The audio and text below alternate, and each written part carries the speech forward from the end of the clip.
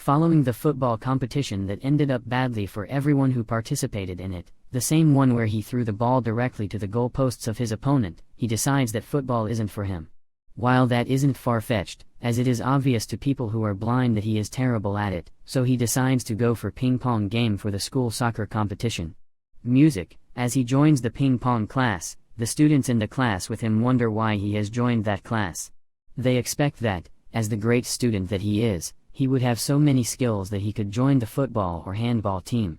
He explains to them that he found it difficult to do well on the football team, so he decided to try his hands on ping pong, hoping that he would do great. He leaves the training with his colleagues, and they all walk away. On their way, he hears his name from behind and he turns to speak with the person who had called him. Upon turning to the back, he sees that it is the hiring manager from the model team that he had helped at the boutique some time ago. The hiring manager introduces himself as Kenji Kurosawa. He tells him that he has brought him a job and he should come and be a model for their company. The other students are amazed. No one could imagine that a student would be recruited by a great company like that. I'm sure you can't imagine it too. Anyways, the offer seems so tempting and interesting that no one would be able to reject it. I guess that's what everyone thinks, but no one knows what Yuya will do. To their shock, he rejects the offer. He tells them he isn't interested and says he had told them from the first day that he isn't cut fit for that lifestyle, and if he accepts it for the first time, he would find it difficult to reject it later on.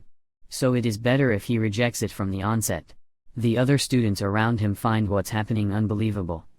It seems to be a fallacy that a student will reject an opportunity to be a star, an opportunity to sit with the big men and women in the entertainment agency and become so popular. Several thoughts passed through the mind of those students. Some of them wonder if he had been in touch with the agency before, and the other students wonder what could have made him so special that the agency had to come to the school in search of him.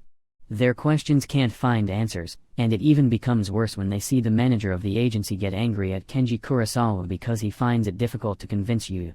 He reminds Kenji Kurosawa that he had promised he was going to come there and sweet-talk the boy into joining their agency, and until that happens, he isn't going to leave that place. He holds Kenji Kurosawa by his neck, telling him how much he is important to their company. At this point, I wonder if it is compulsory for Yuya to be featured in their weekly magazine. Miyu, who was in the car listening to the conversation, gets uncomfortable with how it is going.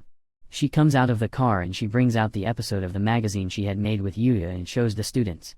Miyu is such a popular model, so her appearance doesn't need further introduction. The students are thrown off their feet. They all exclaim in joy, wondering how a well-known celebrity found her way into their school. Miyu goes to meet her manager, telling him that the best way to convince Yuya isn't by making him feel inferior or forced, and that they can do better.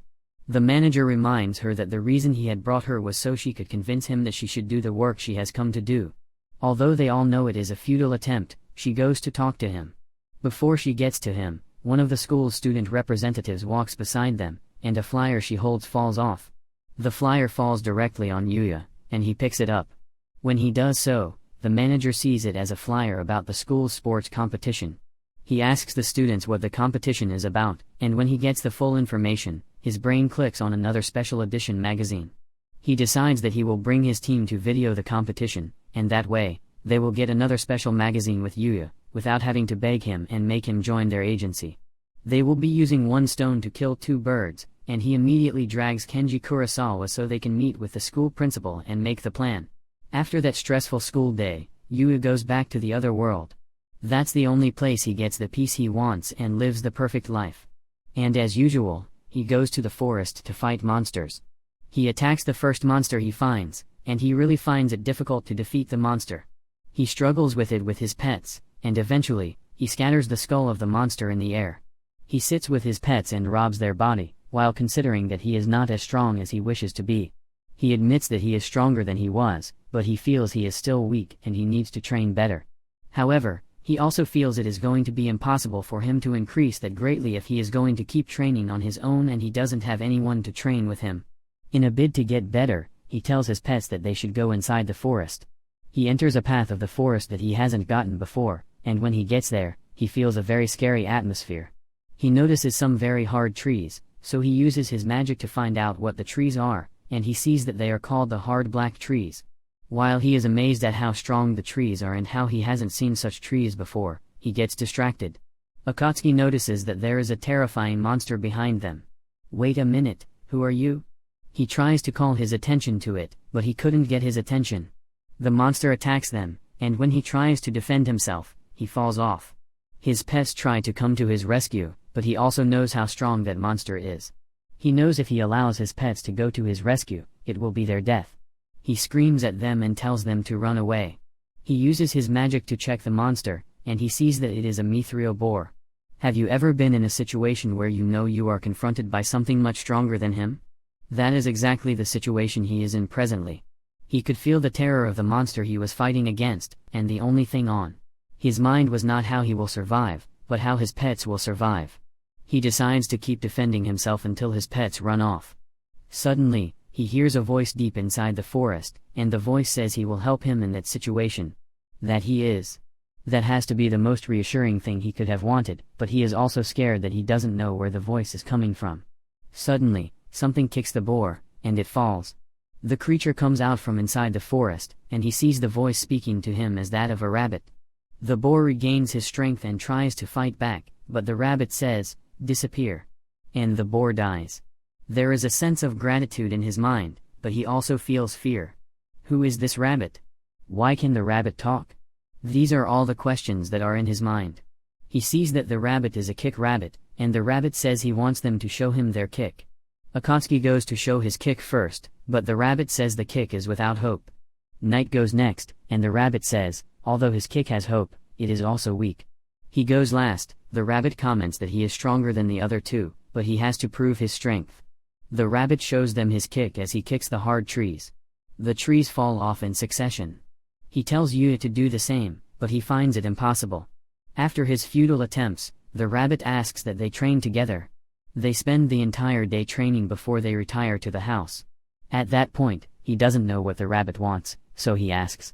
The rabbit tells him the reason he is training him so hard is that he wants him to be his successor. Yuya doesn't know what to say. Being someone's successor isn't a decision you make in split seconds, and he is so shocked he doesn't even know the person in front of him. So how will he accept such a responsibility? The rabbit introduces himself as Usagi. He tells him he is divine, and the divine title is one that is given to any person who has mastered his skills so much that there is not a superior in that skill. As for him, his skill is the kick skill, and he has mastered it so much that he has been bestowed that title by the gods. As the divine, he has the responsibility of training someone to take over his duty and master the skill. And he needs to find a successor. Yuya wonders what they do that makes them that worldly, and Usagi explains to him that they are the ones in charge of the vices on earth. He tells him that vices are creatures created by the malice of earth. He says when these vices form, they cause commotions on earth, and the divines are the ones who put the earth in the way it should. Yuya wonders if it is compulsory for him to take the position. Although Usagi tells him it is not compulsory, he also tells him that the world is filled with vices, and there is a need for warriors. Yuya concludes that although he wishes to reject it, he has people he wants to protect in that world, and if becoming a divine will make that possible, then he doesn't have a choice. He accepts, and Usagi also asks that he teaches him magic. They go for the first training, where he is asked to fight the King Boar as revenge for what the former boar did to him. He fights and he wins. After the fight ends, Usagi tells him that there are also two classes ahead of King Boar, which are the SSS and X. He suddenly starts feeling weird. He sees he has gotten an evolution, and he wonders if it wouldn't affect his usual self since he has the ball competition the following day at school. The following day, the school sets for the competition. The manager comes with his directors, and he tells them that they must capture all that Yuya does. He plays the ping pong competition against an opponent who doesn't seem to be a student of their school. The opponent is very violent, and he hits the ball with great velocity. He wins the game after much stress, and he gives up. As he tries to rest, Keita calls him and says that one of the students in her volleyball game got injured. She drags him to join her team, and despite the way he serves being too hard, he wins the game, although he injures the students and also destroys the environment.